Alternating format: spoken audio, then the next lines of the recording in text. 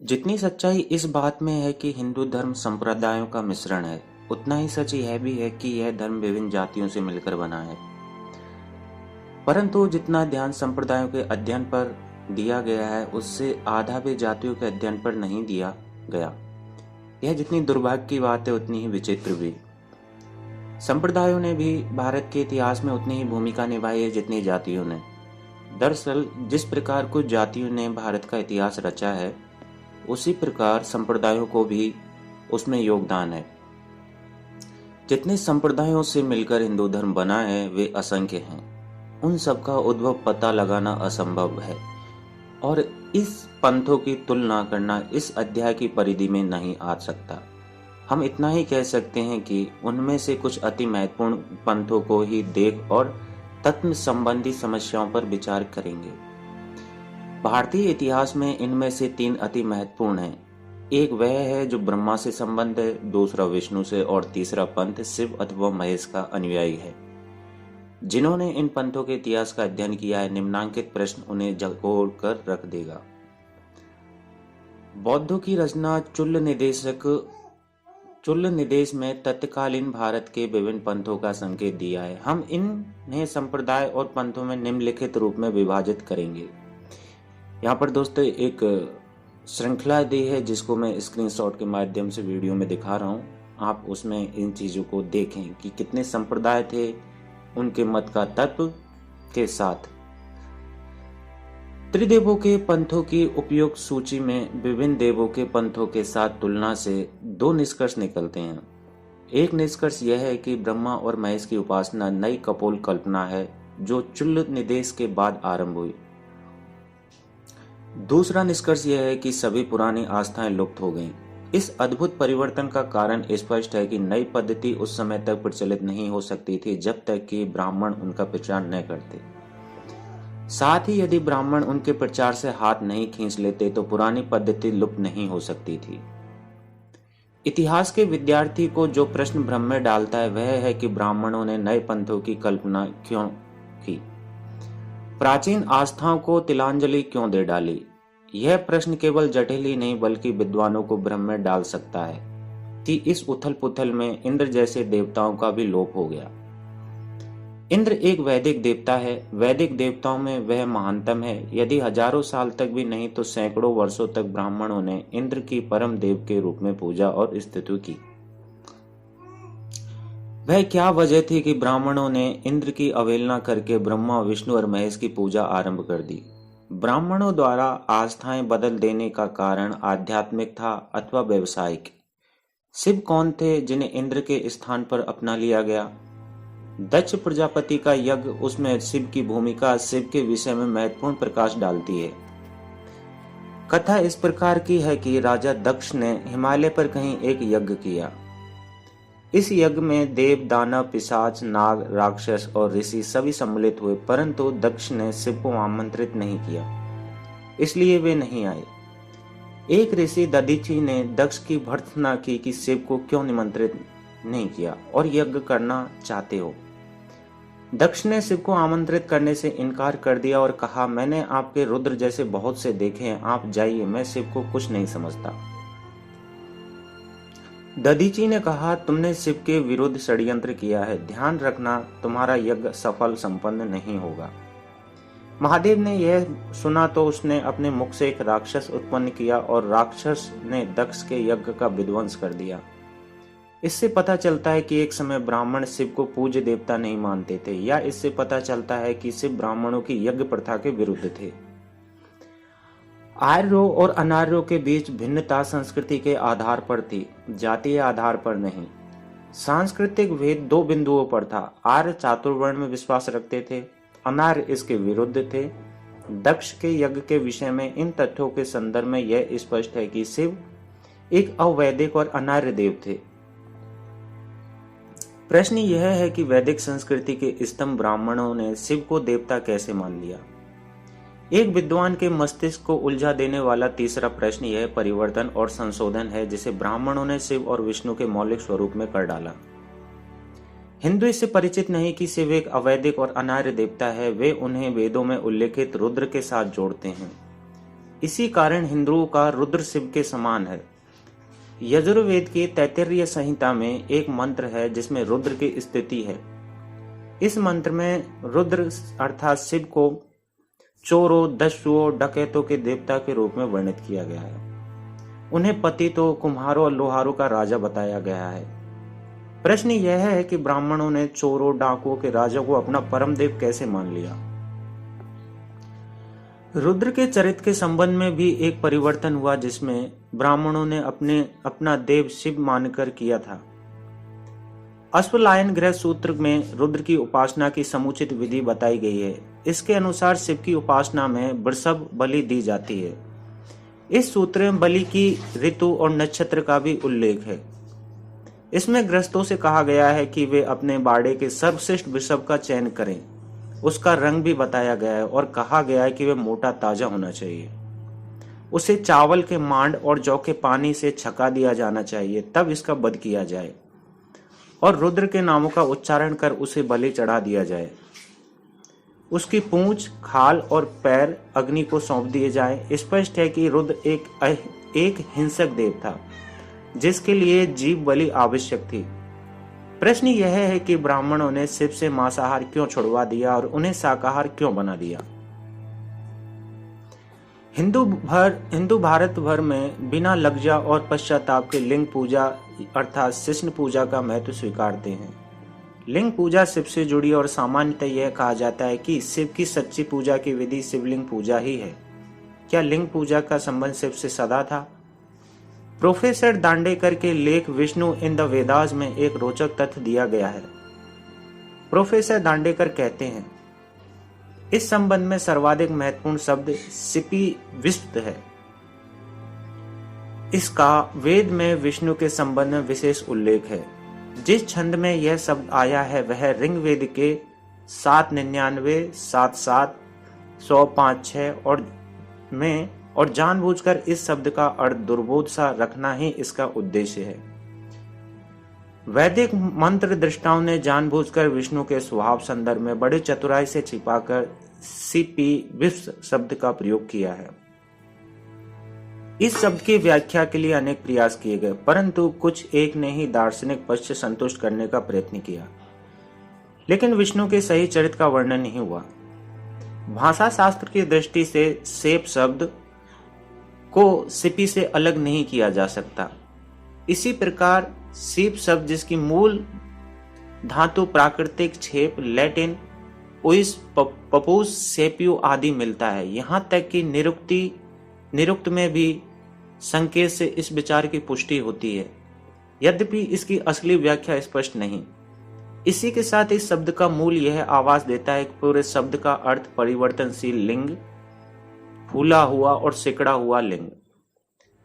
अब हम सहज ही समझ सकते हैं कि वैदिक मंत्र दृष्टाओं ने विष्णु के संदर्भ में छिपाते हुए और घुमा फिराकर इस शब्द की व्याख्या की है। इस संबंध में यह उल्लेखनीय है जो निरुक्त में विष्णु के नाम के बारे में प्रयुक्त किया है। विष्णु के संबंध में वैदिक साहित्य में ऐसे ही और भी प्रसंग है जिनमें उनकी सृजनशीलता, उत्पादन क्षमता और स्वजीवन का अंतर्बोध होता है। वैदिक श्राद्ध में एक और अस्पष्ट सी क्रिया है और वह है अंगुष्ठ। बिना नाखून का अंगूठा पितरों को चढ़ाई जाने वाली सामग्री में डुबोया जाता है। यह क्रिया विष्णु के नाम पर की जाती है। अंगुष्ठ निसंदेह लिंग का घोतक है। इस प्रकार विष्णु इस क्रिया में वैदिक कर्मकांड में लिंग से संबंध है। बाद के साहित्य में अंगुष्ठ विष्णु की पहचान है। इस बारे में हमें एक और साक्ष्य मिलता है। IS 6242 में इसको देखें। धरती माता के गर्भ में विष्णु का प्रवेश गर्भधान संस्कार का सांकेतिक वर्णन है। तन वर्धन विष्णु के संदर्भ में प्रयुक्त होता है। इसे भी लिंग प्रकृति में गिना जाता है। परिवर्ती साहित्य में विष्णु को हिरण्य गर्भ और नारायण कहा गया है। विष्णु के व्यक्तित्व पर सिनी बलि अथर्ववेद के 7:46 और 3 में भी उल्लेखनीय है। विस्तरणीय नितंबा नारी रति क्रिया को सुखद बनाने वाले विष्णु के चरित्र पर प्रकाश डालती है। सांख्यायन के गृह सूत्र के मंत्र के अनुसार वह गर्भधारण संस्कार में सहभागी होता है। इससे पता चलता है कि विष्णु भ्रूण का अमोघ संरक्षक है। अथर्ववेद के 7:14-4 के अनुसार विष्णु का रति क्रिया के प्रत्यक्ष संबंध है। विष्णु के दो विशेषण विष्णु निशिकाय, वीर संरक्षक और सुमज्जनी सहज प्रसूति स्वयं में इसके प्रमाण है। शब्द पौरुषेय विष्णु के लिए प्रयुक्त हुआ है। ऋग्वेद के 155:3-4 में बृहस्पति मंत्रों में कहा गया है कि इंद्र क्लांत हो गए। तब एक सुगठित शरीर कामुक बानर ने उनमें कोई औषधि प्रविष्ट की। इसके माध्यम से उसकी शक्ति फिर लौट आई। परवर्ती साहित्य में बृहस्पति विष्णु को ही कहा गया है। यह शब्द विष्णु सहस्त्र नाम में भी सम्मिलित है। प्रोफेसर दांडेकर द्वारा प्रस्तुत प्रमाणों के अनुसार लिंग पूजा मूल रूप से विष्णु से ही संबंध थी।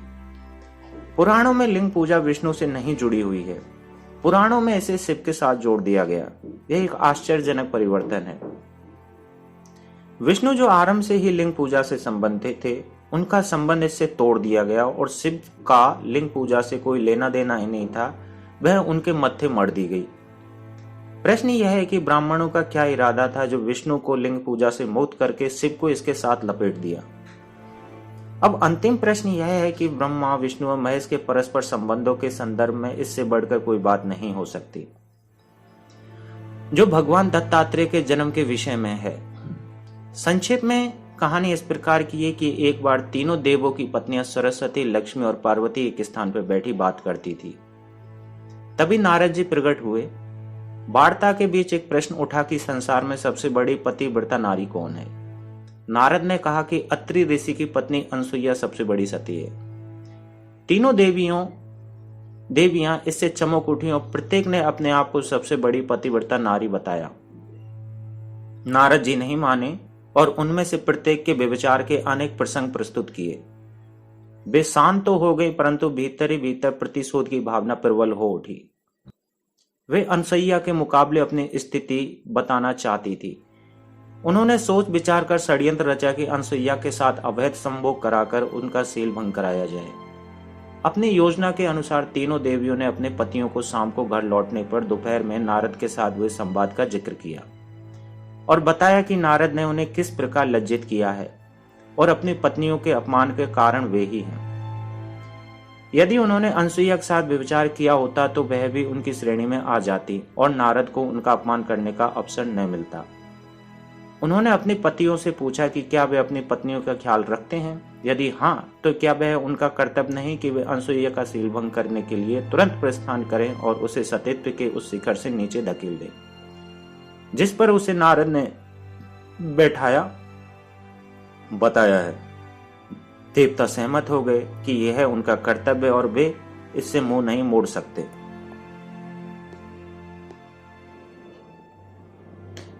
तीनों देव सती का शील हरण करने के अत्रि की कुटिया की ओर चल पड़े।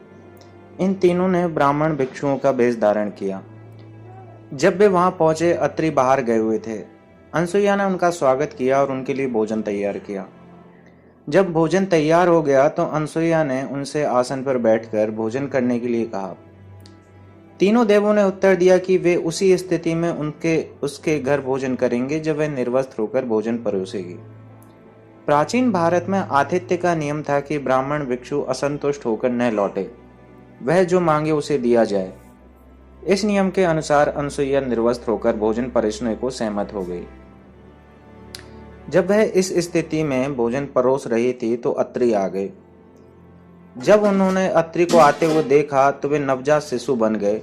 इन तीनों को अत्रि ने पालने में लिटा दिया। उसमें इन तीनों के सभी अंग जुड़कर एक हो गए, परंतु सिर अलग अलग रहे। इस प्रकार दत्तात्रेय बने, जो तीनों देव ब्रह्मा, विष्णु, महेश का संयुक्त रूप है। इस कहानी में अनेकता की, अनैतिकता की दुर्गंध भरी पड़ी है और इसके अंत को जानबूझकर ऐसा मोड़ दिया गया जिससे ब्रह्मा, विष्णु, महेश के उस वास्तविक कुकर्म पर पर्दा डाल दिया जाए। उन्होंने अपनी पत्नियों के समक्ष सती अनसुईया को गिरा दिया, जैसा कि कहानी में निहित है। किसी समय हिंदुओं में यह प्रचलित था कि ब्रह्मा, विष्णु और महेश की समान स्थिति है और उनके कार्य एक दूसरे के पूरक हैं, प्रतिस्पर्धात्मक नहीं। उन्हें त्रिमूर्ति कहा जाता था, एक साथ तीनों और एक में तीन, सभी विषय के नियंता, ब्रह्मा सृष्टा, विष्णु पालक और शिव संरक्षक। सामंजस्य की यह स्थिति अधिक दिनों तक नहीं चली। इन तीनों देवों के चारण ब्राह्मण तीन शिविरों में बट गए। प्रत्येक के अनुयायियों ने दूसरे के आराध्य को गिराने के लिए कमर कस ली। इसका परिणाम यह निकला कि एक देव के अनुयायी ब्राह्मणों ने दूसरे के विरुद्ध बदनामी और नीचा दिखाने का अभियान छेड़ दिया। यह बड़ी रोचक और जानने योग्य बात है कि ब्राह्मणों ने ब्रह्मा के साथ क्या रचना रची। कोई समय था जब ब्रह्मा को सत्ता और गौरव से सर्वोच्च शिखर पर रखा जाता था। उन्होंने ब्रह्मा को जगत का प्रथम प्रजापति कहा। वह उनके एक में परम देव थे। ब्राह्मणों ने अवतारवाद का आविष्कार किया, जिसका अर्थ है भगवान आवश्यकता पड़ने पर मानव अथवा पशु किसी भी रूप में अवतरित हो सकता है। इसके पीछे दो उद्देश्य थे। पहला, भगवान की श्रेष्ठता बताना, जिसमें उनका स्वार्थ हो, और दूसरा, देवताओं और अन्य व्यक्तियों के बीच संघर्ष को स्वीकार करना। ब्राह्मणों ने विभिन्न पुराणों में अवतार की जड़ी लगा दी।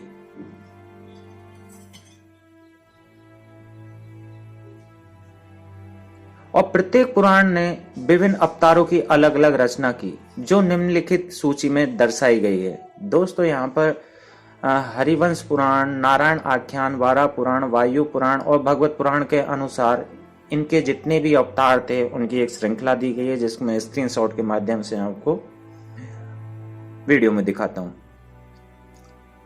इन पुराणों में सभी अवतार विष्णु के अवतार बताए गए हैं, परंतु आरंभ में जब अवतारों की धारणा शुरू हुई तो दो अवतार शूकर और मत्स्य को बाद में विष्णु का अवतार कहा गया।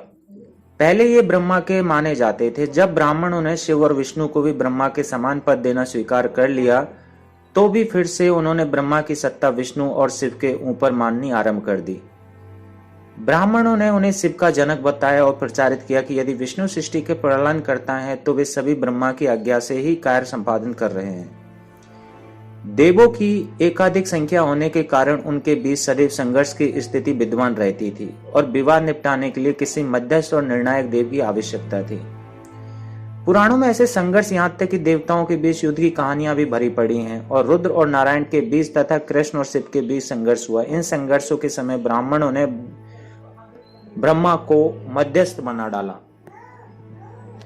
वहीं ब्राह्मण जिन्होंने ब्रह्मा को इतना ऊंचा स्थान दिया था उसी के पीछे पड़ गए, उन्हें नीचा दिखाने लगे, उन पर कीचड़ उछालने लगे। उन्होंने प्रचार आरंभ किया कि ब्रह्मा सचमुच शिव और विष्णु से हीन है। अपनी पुरानी कथनी के विपरीत ब्राह्मणों ने कहा कि ब्रह्मा शिव से पैदा हुए और कुछ ने कहा वह विष्णु से पैदा हुए हैं। ब्राह्मणों ने शिव और ब्रह्मा के परस्पर संबंधों को पलट दिया।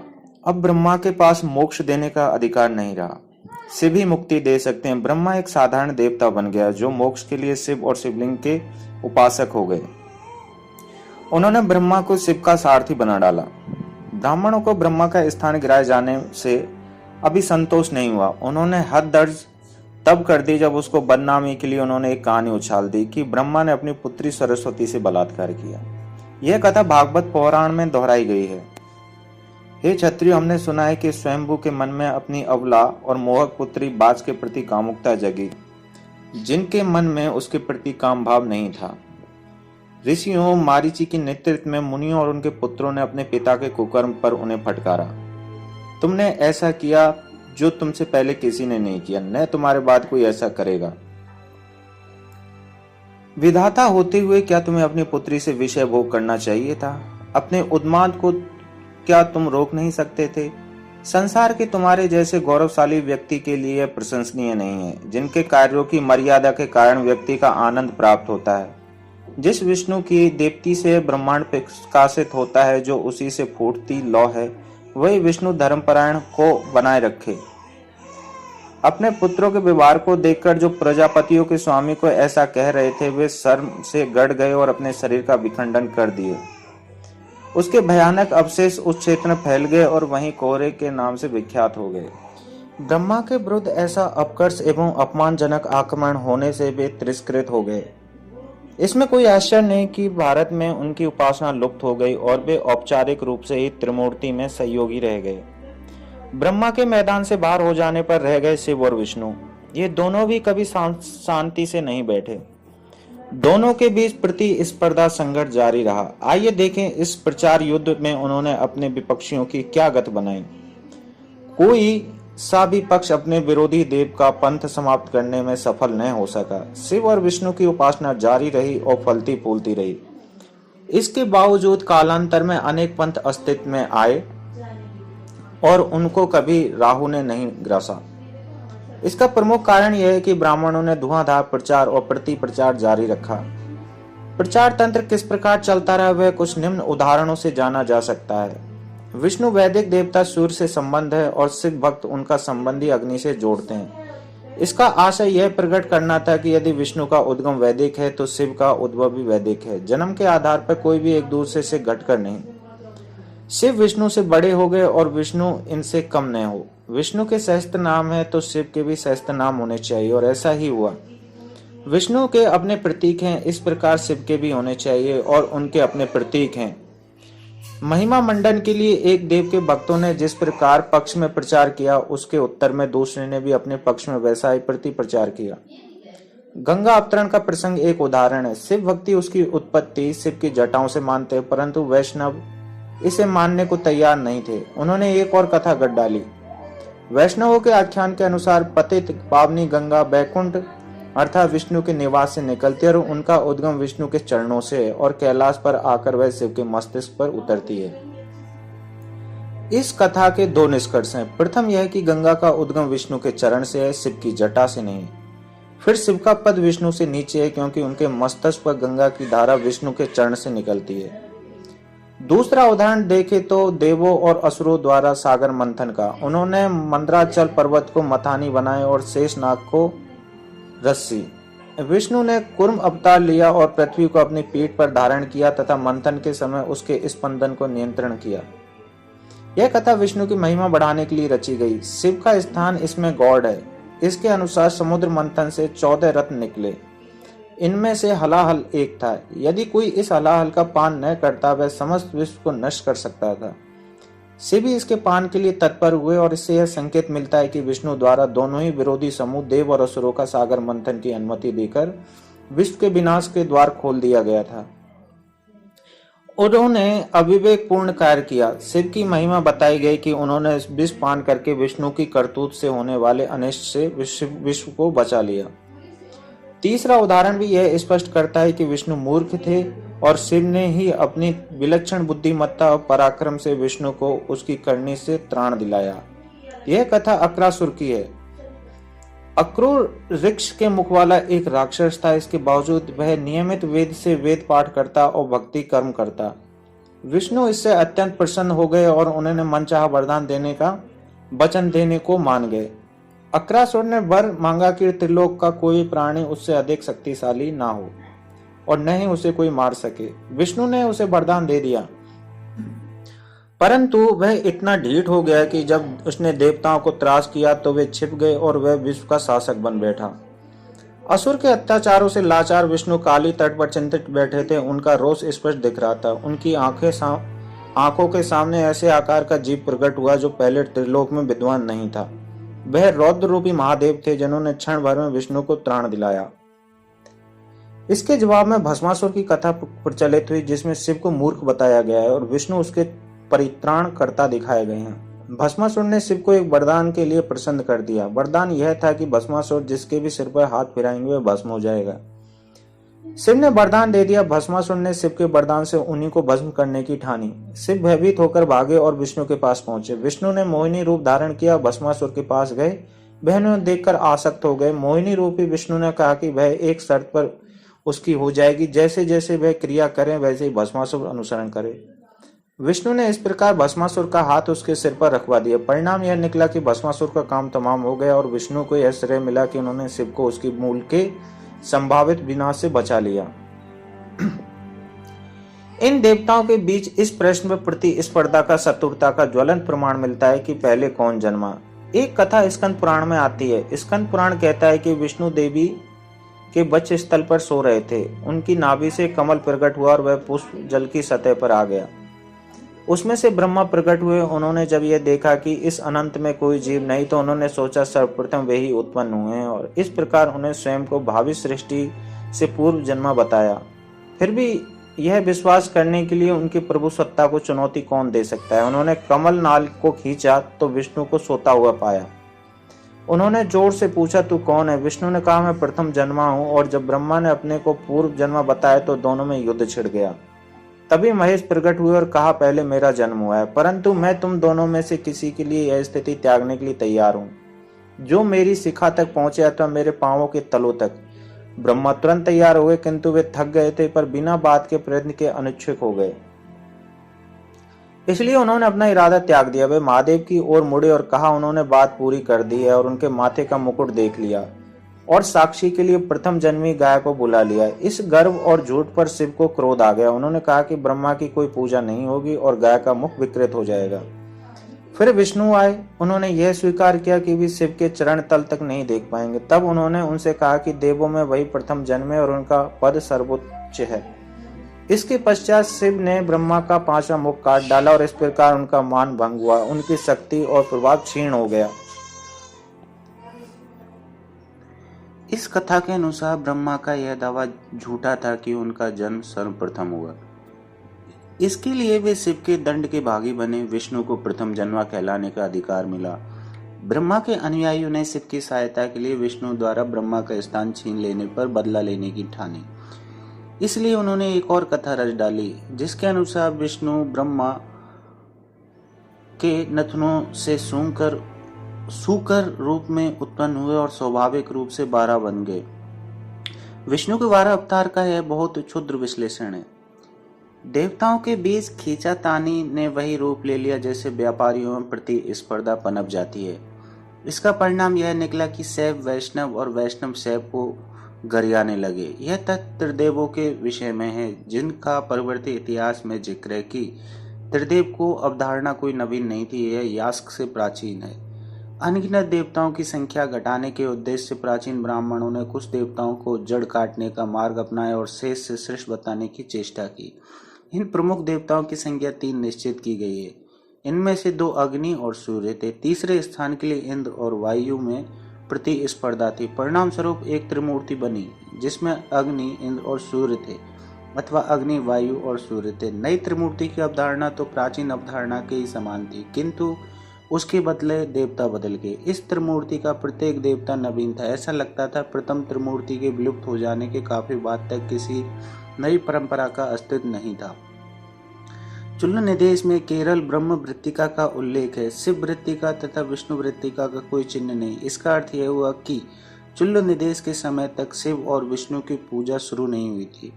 ब्रह्मा के पश्चात उनके बाद जोड़कर त्रिमूर्ति बना दी गई। हमारे मानस में ब्राह्मणों द्वारा त्रिमूर्ति रचना में निभाई गई भूमिका के विषय में अनेक प्रश्न उत्पन्न होते हैं। पहला प्रश्न यह है कि ब्राह्मणों को अपने देवताओं पर कितनी आस्था है। उन्होंने कितने सरल ढंग से अपने देवताओं के एक समूह को दूसरों के लिए तिरस्कृत कर दिया। इस संबंध में यहूदी पुजारियों और नेबूचाद नेजार की याद आती है। यहाँ पे दोस्तों एक कहानी भी है इसके बारे में, जो काफी बड़ी है। उसको ना बताकर मैं इस त्रिमूर्ति के प्रसंग को, मैं थोड़ी सी लाइन और बची, मैं उसको कंप्लीट करता हूँ। ब्राह्मणों ने पहली त्रिमूर्ति को क्यों तिरोहित कर दिया था, इसका कोई संकेत नहीं। देवों के प्रति आस्था की पूर्ण शपथ हेतु उन्हें बाध्य किया गया था। क्या यह लाभ प्राप्ति का सौदा था? दूसरा प्रश्न यह है कि क्या तीनों देवों के भक्तों ने जीव और जीने के 2 का मार्ग अपना लिया था? एक संप्रदाय दूसरे की पोल खोलने के लिए क्यों उद्यत था? इन सभी संप्रदायों के बीच नाम के लिए सैद्धांतिक मतभेद भी नहीं था। उनका धर्मशास्त्र, ब्रह्मांड विज्ञान और दर्शन शास्त्र सभी समान था। इसलिए गुत्थी और जटिल हो जाती है।